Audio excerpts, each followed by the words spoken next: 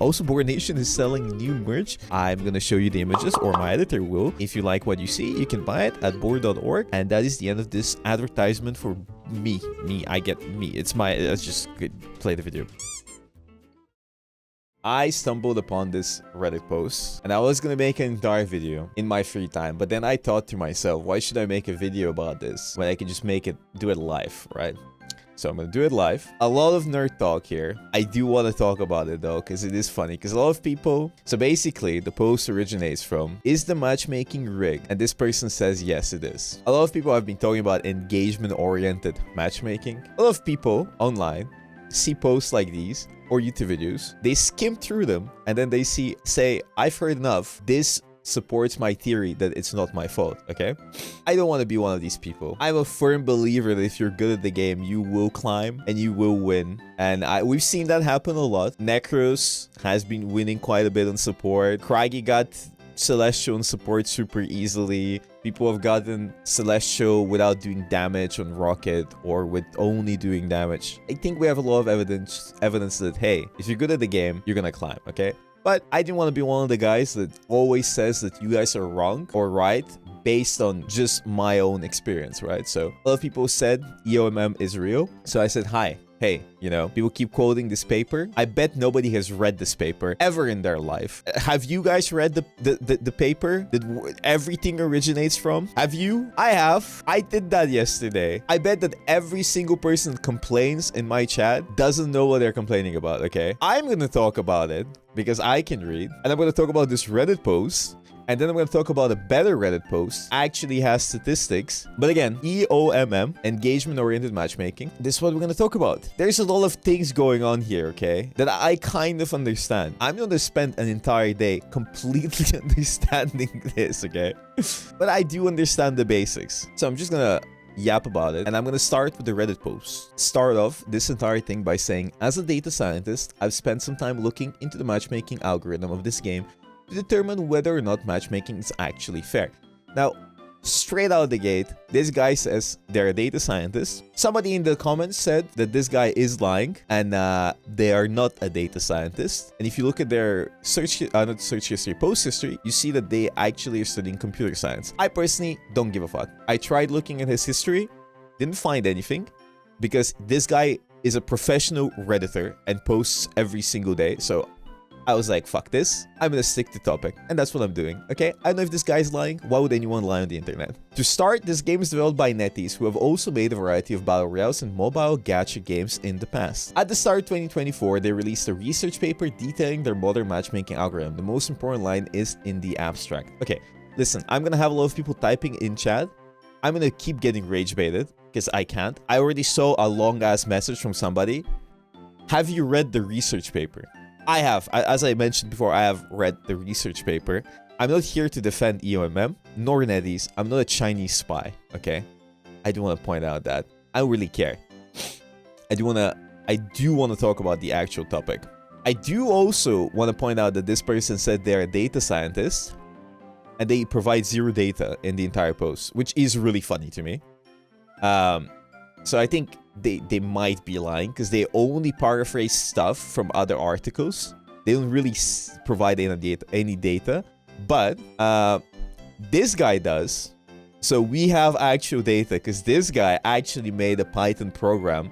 Python script, not program. I mean, same thing. Either way. And he actually has statistics. So this is a fun read. This is what a data scientist does, right? So we have data. But before we get to the data, let's talk about the original post. And now, to talk about the original post, we're gonna read a sentence, a part, a little segment from this scientific paper. Matchmaking is a core task in esports and online games as it contributes to player engagement and further influences the game's lifecycle. Previous methods focus on creating fair games at all times. They divide players into different tiers based on skill levels and only select players from the same tier for each game. Though this strategy can ensure fair matchmaking, it is not always good for player engagement. This is something that is from this paper. As a matter of fact, I can even pinpoint where it is. It's right here. Let's talk about the paper a bit. This paper, EOMM is not real. Stop coping, loser. If EOMM isn't real, how did you lose 8 games in a row yesterday on support necros? The rank 1 Spider-Man. Hey, listen, buddy. I feel like NetEase is press the button. You won too many games. I remember yesterday. Anyways, let me continue with my lecture. This paper is published in 2024 by these people. These people, I did check, work for NetEase currently. So that checks out. But if you notice, 2024 was before Rivals came out. It doesn't really correlate with 100% certainty that they use these algorithms and implement these ideas into the actual game. It also doesn't mean that they don't, okay? I'm not gonna prove or disprove anything. I'm just gonna talk about what I found. You make your own opinions. I do want to point out one thing about the paper though. In this paper, at no point do they discuss a hero shooter or a 6v6 scenario. As a matter of fact, they discuss matchmaking in a 1v1 scenario and also matchmaking in a 15v15 MMORPG. And you have statistics here, over here, and a 3v3 scenario in a sports basketball game. The SPG is sports. I don't know what the PG stands for. And then you have the RPG PvP. I read all of this. These are some statistics. They tested the algorithm, the 3v3 scenario and the 15v15 MMO PvP scenario. In the paper, they do not discuss a 6v6 scenario. Does this mean, before you lose your minds, does this mean they haven't tested it? No, it doesn't. But it also doesn't mean that they have, and they have it implemented in the game, okay? This is purely scientifical basis. Hey, these guys do not talk about Marvel Rivals at any point, and they don't talk about any game that is similar to Rivals or Overwatch, right? Could mean that it's a thing, could mean that it's not a thing. Moving on. I want to talk about this little thing here that they talk about. Matchmaking is a core task in esports. Either way, okay. I'm not gonna repeat it again because I've actually done my homework. I would just explain what this means. And hear me out, okay? This is from their POV, not from my POV. They're basically saying that fair games are fucking boring, okay? They're not wrong. Let's be honest with you. With us, with everyone. They are basically saying that in a scenario where people are more likely to have more interesting stuff happen, it's gonna ensure more fun and more engagement. That's where the engagement comes from. It's not always good to have fair games. And why is that? It is because fair games have 2 issues, okay? One of them, I'm not sure if they talk about in the paper. I might have skimmed through it, but I do think it's an important issue. One of them, it's really hard to make completely fair games and have fast queue times. Especially if you go in higher elo games, you're gonna have to wait progressively more time to find a completely balanced game. This is really bad for engagement because if you, for example, are a casual player, in lower ranks you might not feel it, but the more you climb, you're gonna feel it. If you wait for 30 seconds or more, people get restless. I haven't realized that before I started playing with casual players. Hear me out, guys. Just let me talk. Stop yapping, okay? If you wait for 2 or more minutes, people lose their minds. When I played with a bunch of casual streamers, they always thought that there's something wrong with the game whenever the queue times were too long, okay? And by too long, I mean 30 or 40 seconds more. This is a long queue time for a lot of people. You want your queues to pop like this. This is one of the main reasons why Marvel Rivals was really successful in the beginning, is because no matter what rank you were, you would have really short queue times. At some point in Overwatch history, there was a patch where they introduced way more fair games, where you would have to wait way more to find the game. And everybody's reaction wasn't that, hey, I'm happy I'm getting fair games where everybody's the same rank.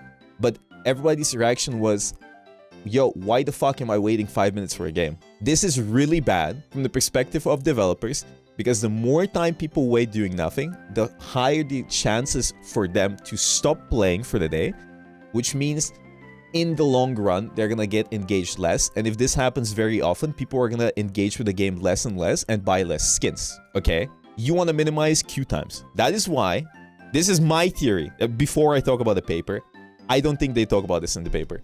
I think this is very relevant.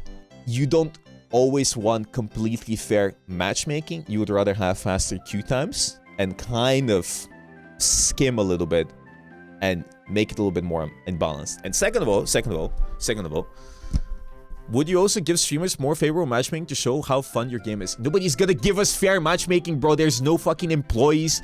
Sorry. There's no higher will sitting there, greater will pressing a button, giving us fair matchmaking games, okay? Get this out of your head, guys. We're not that important. Anyways, the streamer shadow government.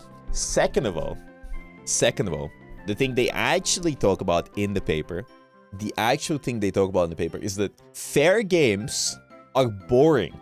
And they're not wrong, okay? The reason why fair games are boring, hear me out. I'm not doing a triangle because I'm part of the Illuminati. It's because they drag on, right?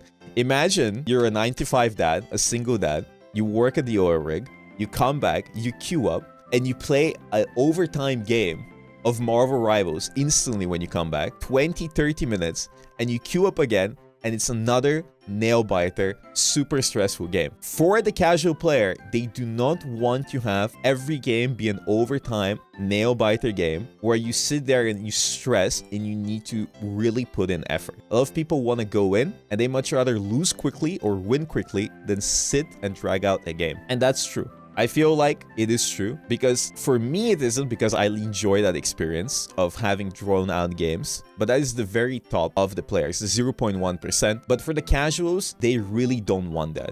And if you've played with casual players, for example, your friends, or in my experience, my friends, my streamer friends, they do not enjoy these type of games. They want to go in, play the game, stomp, or get stomped, but not get stomped too much and too often, right?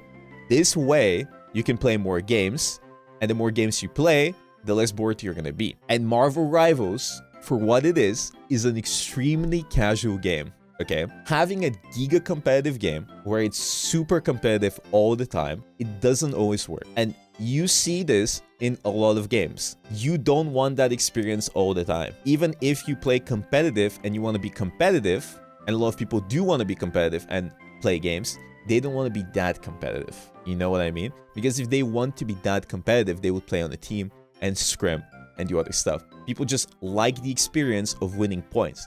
In my personal experience, I think people just like gambling, okay? People like winning games, looking at the number go up, guessing how much points they get, and then brag to their friends that they got GM. Am I right? Maybe. Am I wrong? Mayhaps. But this is what they talk about in the paper. They talk about the engagement rate of each player. They talk about which players they talk, okay. In the paper, they have a discussion about main players and support players. And support players aren't necessarily players that play support. In the paper, they talk about people that are the carries and the people that play around the carries. And they've noticed that the support people are engaged even if they lose games, okay? So there's a lot of interesting things they talk about, and we're going to talk about it as well. But this is the very beginning of this little teases, and I'm already cooked because I'm not used to yapping, okay? I'm not a yapper, but I'm fighting demons here, okay? Today's subject, matchmaking. Anyways, I'm gonna carry on.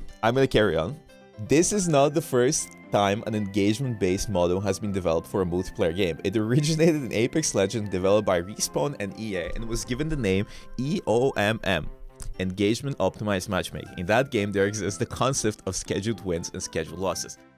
Okay, I've also not read the second paper because it's not Rivals-oriented or based around Rivals. I've skimmed through it, and I have it open. It's this paper. This paper, I'm just pointing out facts here. It is made, it's called an Engagement Optimized Matchmaking Framework. It is made by EA.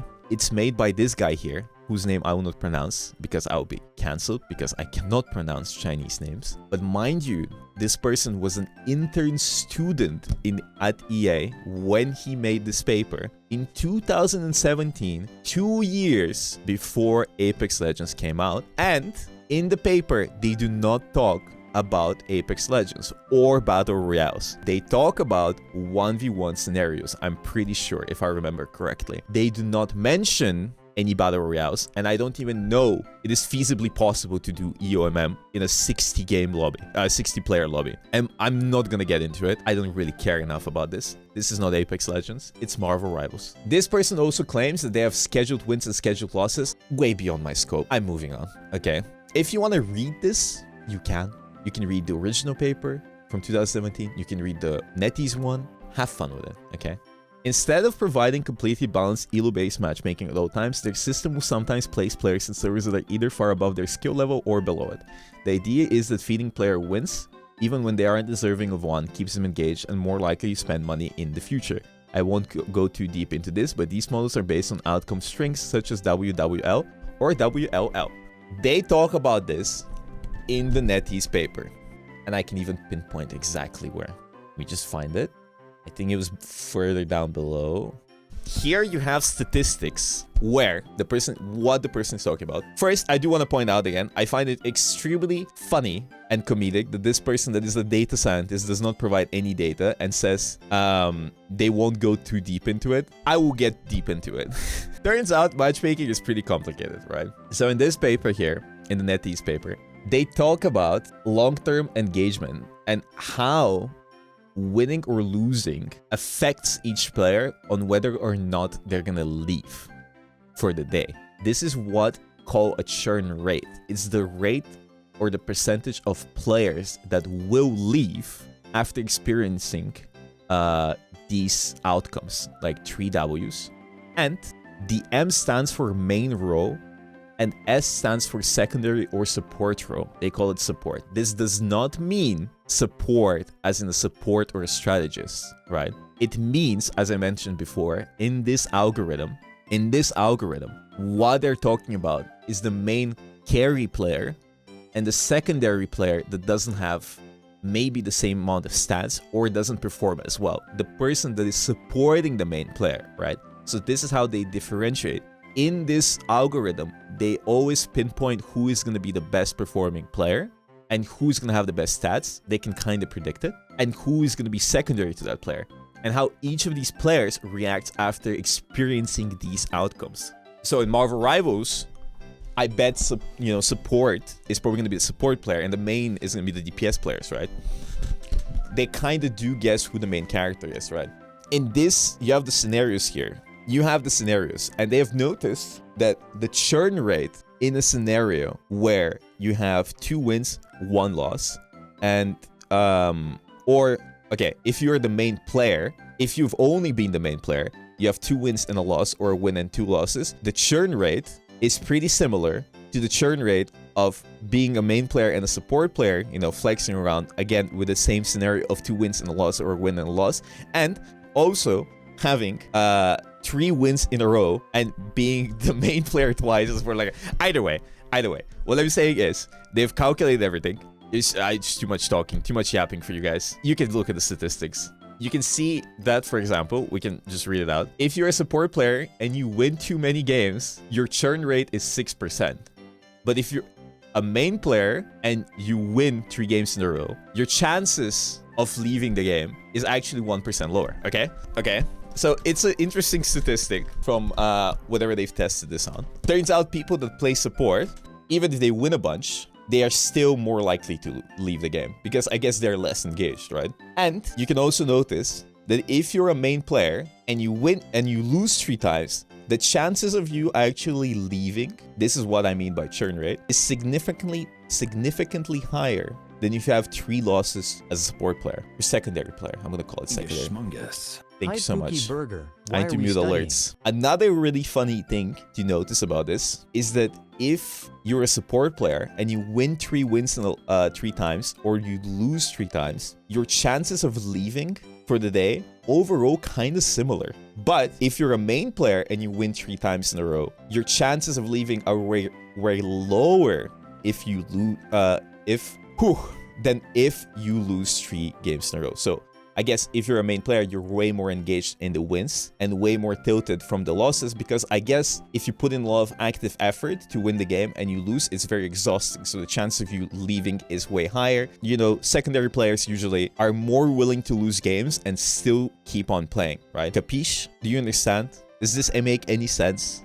They call it support in the paper, but it's not about roles. But I could assume that if they use this algorithm in Rivals, that the secondary player would be the support player, right? But another fun statistic is how engaged people, okay, I like this statistic a lot. How engaged people are based on how fair a game is. This is a really fun one. If you have a fair win, there's way less chatting and upvotes and engagement than if the game is diverse. And by diverse, what I mean is that the matchmaking isn't completely fair. Now, I assume that there's way more chance if the game is less fair because people are more tilted, which means they're more engaged. So you can flame your teammate that's lower ranked than you. You can flame your teammate for playing a dogshit character, whatever else, right? In this paper, it is a positive thing that people trash talk each other in a way and upvote more because it does mean people are more engaged. There's more stories to be told.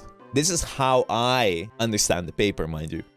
This is not the gospel. It is really fun, thing to read here, to notice that, hey, it does make sense. You don't want your players to just queue up, play a game, and fuck off. You want, in a way, to have some sort of storylines, because think about it, if you actually play a bunch of games and all of your games are fair and average, there isn't much to talk about, right? It is actually, in a way, rage bait oriented matchmaking. It does make sense from a standpoint, from a game development standpoint. It does make actual sense, right? Because nobody talks about their chess matches online. Nobody's gonna be like, oh bro, I had a really good game with this guy. No, right? You're gonna talk about people slurring you. You're gonna talk about bad teammates. You're gonna talk about this. You're gonna talk about the Scarlet one trick. You're gonna talk about the rage bait, right? Does this mean that this is 100% implemented in their algorithms for marvelrivals? No, but it is something that they researched and they found out that maybe maybe it is more viable for us to make the game a little bit more diverse and not always look to have the best players possible in each team. Negativity sells, right? It creates good stories, and as you can see, they do have upvotes, chats, and downvotes. In a fair win, there's more okay, one fun statistic is that there's more downvotes in a fair win, but diversity wins have more upvotes, I guess because it's more emotional. So you're like, damn, this guy carried and popped off, you upvote, and there's way more chats. So there's, 10,000 teams, 6,000 more chats, 20% increase. Whatever else, right?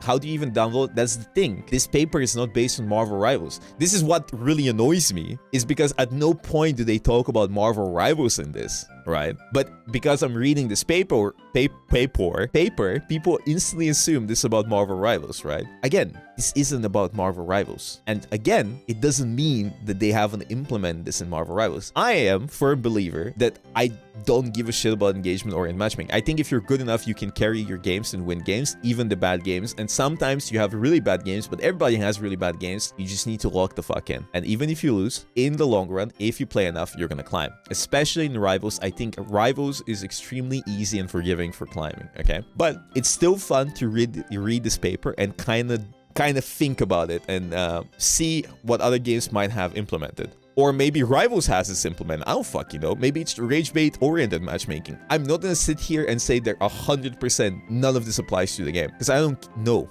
Okay, my experience, as I said, is if I'm good enough, I'm gonna carry a bunch of games and win a bunch of games. Moving on.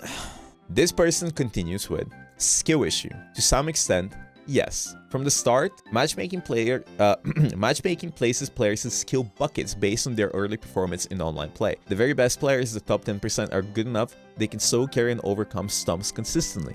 According to NetEase R&D, these players are more sensitive to churn, so matchmaking prioritizes finding fair games for them. Keep in mind, these players are often streamers, so from a PR standpoint, it is best if these players are not complaining about unfair matchmaking on their platforms. The other 90%, they're the more severe. I'ma be honest. Let me just click on this link. What is this guy linking? Oh, this is from... Okay, I have not watched this, mind you. This is the little thing that they talk about. I do want to point out, from the bottom of my heart, you can criticize me all you want, but this is from 2021, from 4 years ago, from somebody who doesn't even work at NetEase anymore. They work at Sony, okay? And saying that streamers have an advantage is so inherently stupid. It doesn't work like this. I don't know why people think there is a full-time employee sitting there looking at every streamer and giving us good games. It is inherently stupid because Necros went on a 6-game losing streak yesterday in GM. I've went on 7 games losing streaks. Flats has went on huge losing streaks. Everybody has had horrible days in rank. There is no evidence to base this on. Or maybe I'm lying and I'm trying to protect myself. Maybe I'm the shadow government. This entire part, 10% of the players are good enough they can solo carry and overcome stumps consistently. That these people are getting good games, I think is absolute garbage. Okay, I think maybe it's true. Maybe they see that these people win a lot and give them even easier games. I don't think that's true. I've played a lot of games, and I think a lot of people forget that these players that are top 10% are extremely good at the game usually, and they can find a way to win even a really bad game. But because they won the game, nobody talks about it. It is kind of like, it is way more memorable to see them lose a bunch, but because they won a bunch, you think that they always have good games. But at the end of the day, they have a lot of terrible games, and you don't talk about it because at the end of the day, they won, right? So it sounds like, trust me, bro, sources for this one. I haven't watched the video, I'll be real. It is from 2021, 4 years before Rivals. I've played with a lot of streamers. I highly doubt that streamers are getting blessed by Danny Koo, I think, for us to have good games for a PR standpoint, right? It just doesn't make sense. I think what this is, if you look at Rivals, you know, is quite literally just the 10% of people that are actually really good at the game and can solo carry even the horrible games. I think this entire segment right here is absolute garbage. This person who claims to be a data scientist doesn't provide any statistics, right? Doesn't provide anything to back up this claim. And people are gonna read this and they're gonna say, oh my god, it makes so much sense. I am a commoner and I'm being forced to have bad games because of these streamers. Listen, guys, we're not the reason you're stuck in bronze, okay? Relax. We do not need a Bolshevik revolution over here, okay? Do not eat the streamer. And second of all, if you've actually engaged with any streamer, every single streamer complains about matchmaking and having bad games at least 5 times a day, okay? So this just doesn't make any sense. Moving on. It just doesn't make sense. You've had all of the big streamers complain, okay?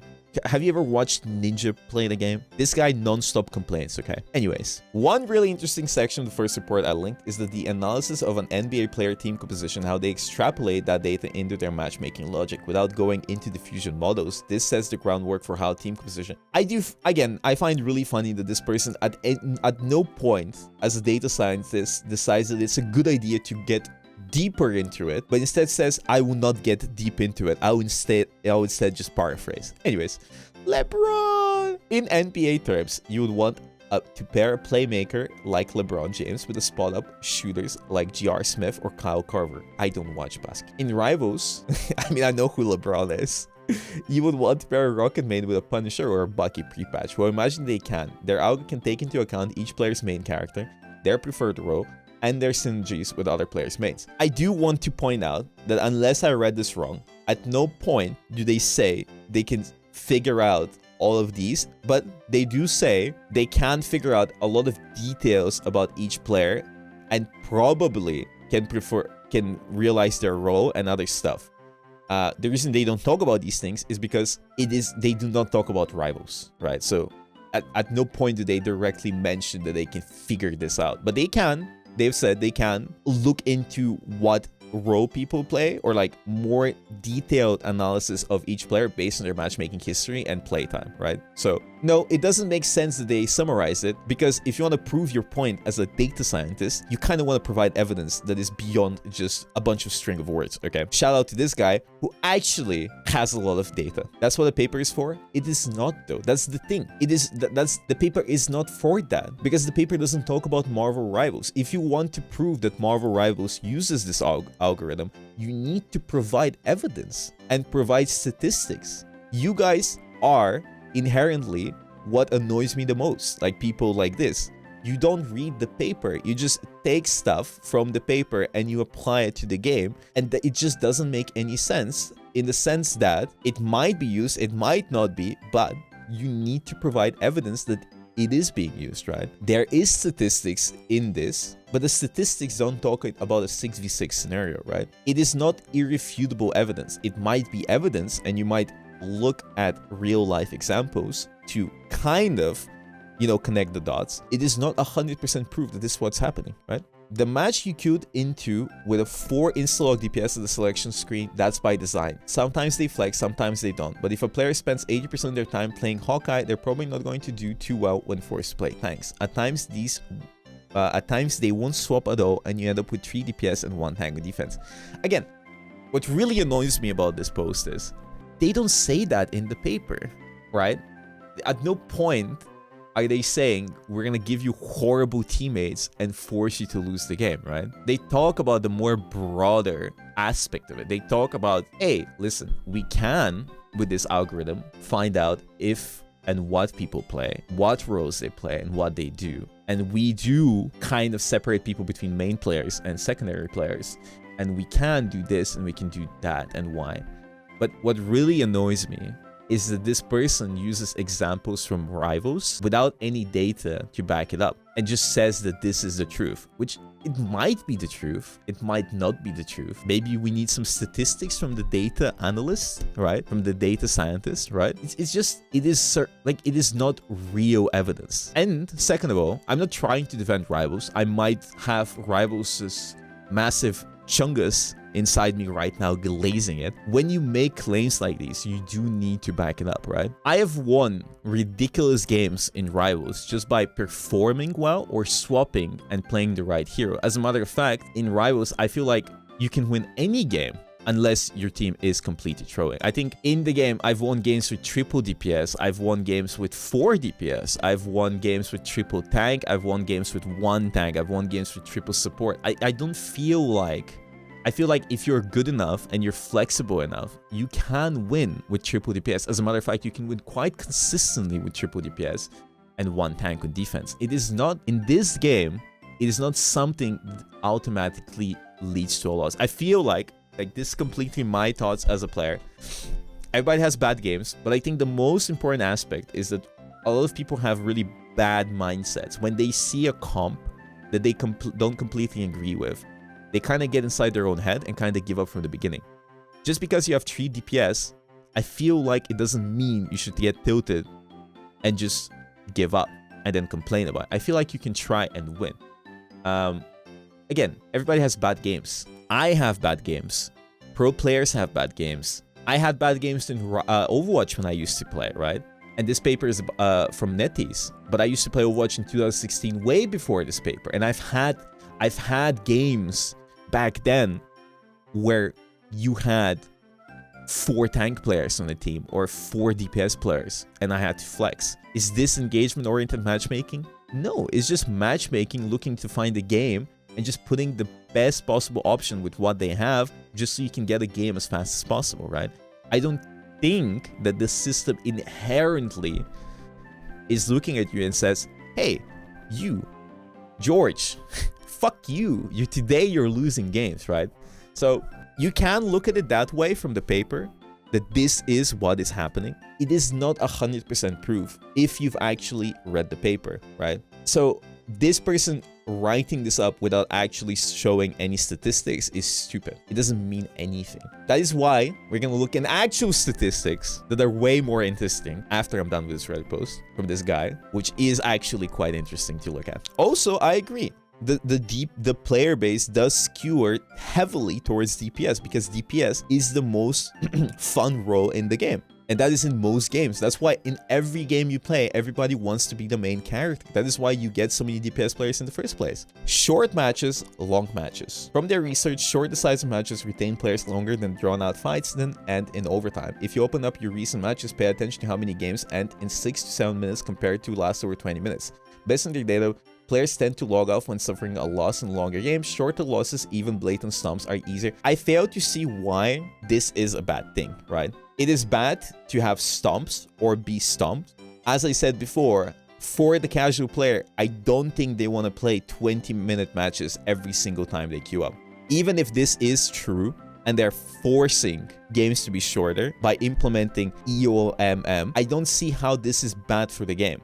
Type 1 if you don't want to have every game you play be an overtime 20+ minute game. I feel like majority of you want to get in, play their favorite character, have some fun, and move on with their lives. It is a stressful task to sit there and have these kind of games, right? It does make sense that the game, even if the matchmaking is, you know, let's say trying to push players to have that, right? It is for the benefit for the casual player base, right? The casual player base does not want to have a second full-time job. It is fun when they happen once in a while, but I'm sure, especially if you look at the paper and how complicated the math is, they could ensure that the games are more fair and get into overtime more often and are more stressful. But they don't want that because it is not important for the game, because you don't want that experience from players.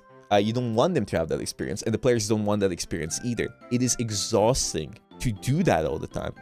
It would push a lot of casual players away. It is one of the reasons why Deadlock with League, it is a little bit different, because there's a lot of PvE elements that keep the player engaged, and it's not always stressful.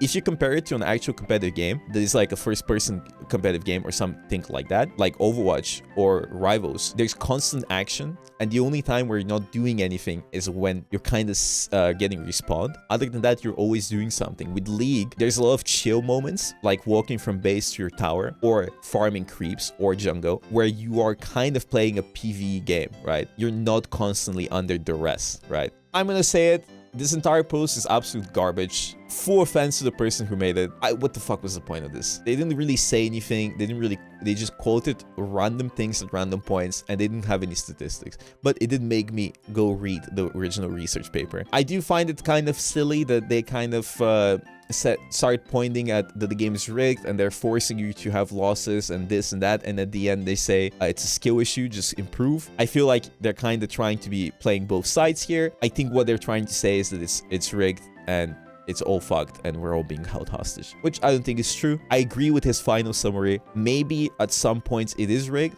but I do firmly believe that if you are good enough, you can win majority of your games, and we've seen it happen time and time again. If you like stop and think about it, any person that is actually really good at the game, whenever they smurf, a lot of people have different opinions and make it unranked to Celestial. As a matter of fact, I'm gonna do unranked Celestial and Spider-Man for 2 reasons. First, I want to learn Spider-Man. Second of all, I think it's gonna be funny as fuck. But whenever people do that, for example, Necros, when they play support or whatever, you can see that they win majority of their games because they play differently and they play to win, and they're good at it, right? They don't really get into a game with the mindset that they're gonna lose the game. They always seek to find a way to win. Let's get into actual data, where they looked at 700 ranked matches from random players' match history and ran a bunch of analysis between gold and diamond. They selected these people randomly by clicking on the match history of someone in their games. And then they made a Python program to find out the number of streaks in the data. This data is 10 times more interesting than whether the fuck that guy was talking about, right? And this shows actual really interesting stuff that is going on with the game. In this data, from what I remember reading, I kind of skimmed through it because it got uploaded quite late yesterday. On the left, you have the observed, like the light orange, and the darker orange is the expected fair coin. So whenever you flip a coin, if it is truly a 50-50 scenario, if you flip the coin 350 times, this is the expected result. And this is the result that happens, that is observed, right? It is not a 50-50 scenario all the time, right? And I don't think the data set is large enough. I think 700 ranked matches is far too low of a number to actually predict this and use this data as evidence, right? It has to be so much more. It's still interesting data. What they find out, what I'm looking for is a higher likelihood of streak of wins and losses. In the graph, you would expect the observed streak length and expected streak length to be pretty much exactly the same, but longer streaks happen far more often than they should in a purely random system. This is really interesting, right? I'm gonna zoom this out, right? If you look at this, even with this small sample, in the actual observed outcome and the expected fair coin outcome, there is way more examples of 5+ win streaks. Isn't that interesting? As a matter of fact, if I look at the data, it is almost double, if not more. This applies to lose streaks and win streaks, right? So this data is both. He's just looking at the streaks overall, and he has found out that having a streak of 5 losses or 5 wins happens way more than statistics would lead you to believe by just flipping a coin. 5 and more is way more often happening in the game. Even 3 or more, as you can see here. So 3 or more, there's more. 4 is more. And then at 5, it is way more likely. 6 is about even. And then 7 is way more likely. I don't have the exact numbers, but it seems like 3 times more likely. And then 8 or more is this. Now, I do want to point out, this isn't 100% evidence that this is happening in the game because, first, you don't have enough games, right? Second, it only takes into account gold and diamond. Third, listen to me carefully before you lose your minds. This isn't a coin flip, right? Whenever you win a lot of games or lose a lot of games, in my opinion, I've played a lot of games, there is a mental factor into it, right? If I win 3 games or more in a row or 4 in a row, I'm way more confident and I'm gonna play with way more confidence. And from my experience, it is very vital on whether or not you're gonna win the game. Your mood in the game does directly contribute to whether or not you're gonna lose. I know people are gonna be like, no, it's wrong, but it is true. When you play in a tournament, when you play in a professional environment, whenever the vibes are off, whenever people are getting depressed, whenever people give up, the chances of you losing is way more, right? If I'm on a 3 game plus winning streak, 4 game, 5, 6, I'm gonna think that I'm God. The confidence from that will help me play a lot better, right? And vice versa. Vice versa. If I have a 5-game losing streak, I am tilted, so it's more likely that I make mistakes. I am angry, so I might start throwing because I don't want to win. And I might be getting way more irritated at people's mistakes, which will contribute to me making more mistakes. Whenever I play the game a lot, I've kind of noticed that at some points I get really irritated and annoyed, and really is bad for my mental in game because I no longer think about the game, I think about other people's mistakes, and that really affects me. It is interesting data. I'm not saying it's wrong because data doesn't lie, but you have to consider that it is not a complete coin flip, right? It is not a thing that has like a 50-50 chance of happening all the time. There's a lot of factors into it, right? Also, I have a feeling that this person did choose random people from his games, but we don't know many statistics. I don't know if this is console. I know what time of day. I know server. I don't know anything, right? I feel like these things do matter. I feel like early morning games are quite different than late night games. Weekend games are different. End of season games are different. Work days games are different, right? Because different people play at different times. You have different amount of engagement, and I think it does matter. I don't know if these people were stacking. Were they playing with friends? Were they playing solo queue? Were they playing with a stack of 6 people? I don't know, but it's interesting data. Basically, this graph shows that you're less likely to have just 1 or 2 wins and losses in a row than a random system, but are more likely to have 3+ wins-loss streaks than a random system. Notice how the observed bar becomes noticeably larger than the expected bar in 3+ streak lengths. This bar is larger at 3+. The 5 one, the 7 one, and the 8 one are crazy. Even the 10 one, you can barely see it, but a bunch of math. Basically, if a p-value is below the value of 0.05, there's certainly rigging non-random behavior, and here the p-value is way smaller than 0.5. So there is absolutely some element of matchmaking that is rigged, non-random, to favor win-loss streaks. Next, around the Markov chain, an analyst said, guys, I have a cybersecurity degree. I don't fucking know what this guy is talking about, guys. I'm not gonna even try to decipher what a Markov chain analyst test is. I don't give a shit, okay?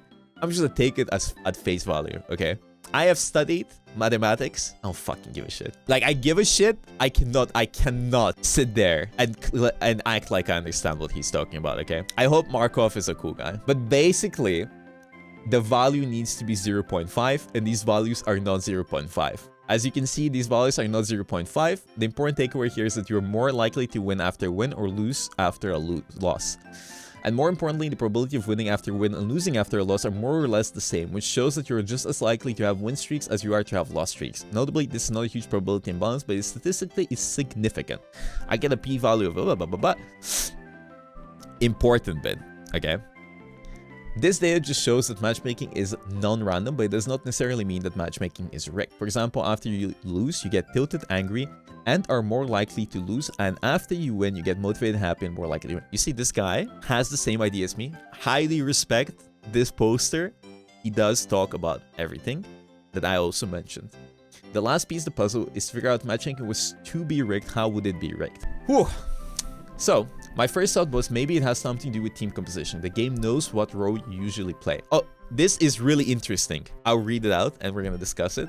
So you could make a team with a bunch of DPS insta-lockers and no tank players to influence win-loss. But I have no way of checking this because the end scoreboards show 2-2-2 comp about 92% of the game, of the time.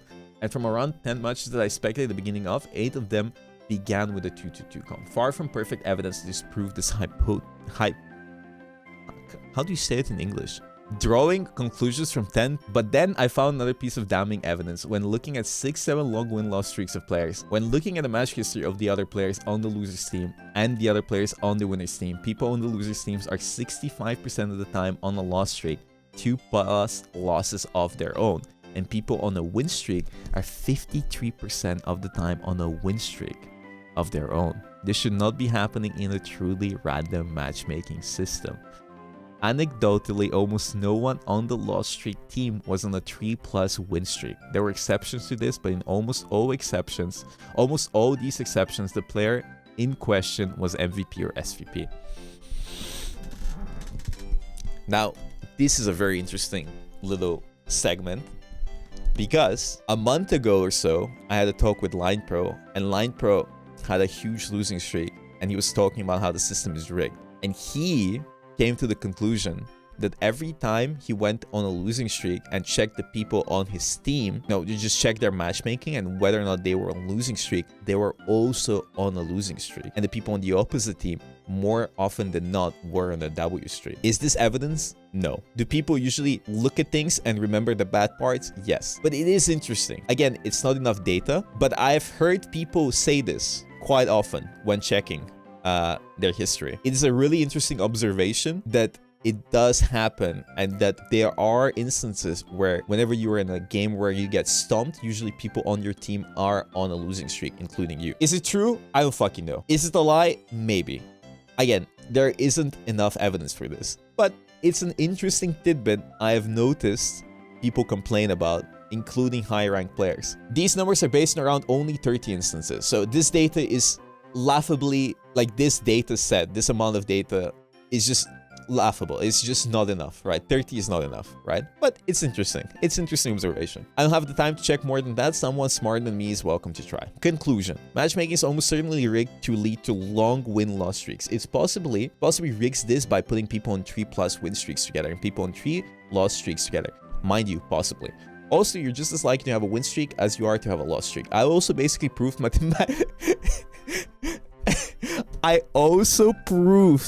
basically proved mathematically that if you lose 3 matches in a row, stop playing comp. From my experience, I'm gonna be completely honest, every time I quit for the day and I start playing the next day, I always start off by winning a few games, right? I think this guy is shitposting at this point, but it's a funny thing, you can test it out, right? All the things I'm talking about and theorizing and reading, I would take this as gospel. And I would be really angry if people take this entire stream or video, if you're watching on YouTube, as the gospel. I really hate when people do this. I hate people that read their Reddit posts and say they don't even read the actual contents. They kind of read the titles and they're like, yes, I agree, without actually reading the post. I really hate that, and I really hate if people do the same thing with this, because it's just me observing what other people have been saying, right? And talking about the paper and stuff. So I think this is a shitpost because this guy seems like a pretty nice, down-to-earth guy or girl or whatever, or chungus, that doesn't claim that they know it all. So I think this is shitposting, right? All this data was from a very small data set, as I said before, 700 matches or 50 players match history. It's just not enough. And there's so many things that they haven't thought about. So I respect this poster way more than the original guy who provides 0 statistics and just yaps and feeds into this cesspool of shit where people complain that everything's against them, right? I would say skill issue most of the time. 99% of the time, guys, honest to God, skill issue. That is my honest opinion, right? Important edit. According to some comments, support in this context does not mean healer strategist. It's the paper. Oh, disclaimer 3. I don't know why I did all this when I could have just used Google. I found this paper by NetEase that basically implies they do something like this to optimize churn rates. This is the original paper we're talking about, right? The important takeaway here is the table. It shows that support players are more likely to tolerate a loss streak. It's the same thing we were talking about. But this person doesn't understand that support doesn't mean support or strategist. It just means like a secondary player. And it talks about 3 match streaks. We already talked about this. It's the paper from the beginning. And this person realizes that, hey, we're not talking about strategists. We're talking about secondary players, right? A lot of people have asked why creating losers queue would be beneficial to overall player engagement. But this guy is gonna have the hypothesis. So imagine you have 5 people in pretty bad losing streaks. They're probably super tilted and are throwing purposely or unknowingly. Now with random matchmaking, these 5 people would go in to give 5 different matches a one-sided advantage. And more than one match will probably end up as an unfair loss. In the second scenario, the matchmaking queues these 5 losers together. Instead of 40 plus people in 5 random matches experiencing one-sided ruined matches, only 1 match is ruined. It doesn't increase the engagement of the people on the losing streak, but increase the engagement of everyone else at the loser's expense, while feeding select players a free win to keep them engaged. Guys, basically, if you're on a losing streak, you're a sacrificial lamb, okay, by Marvel Rivals and NetEase for the greater good of society so that you can feed them a win and make them feel better.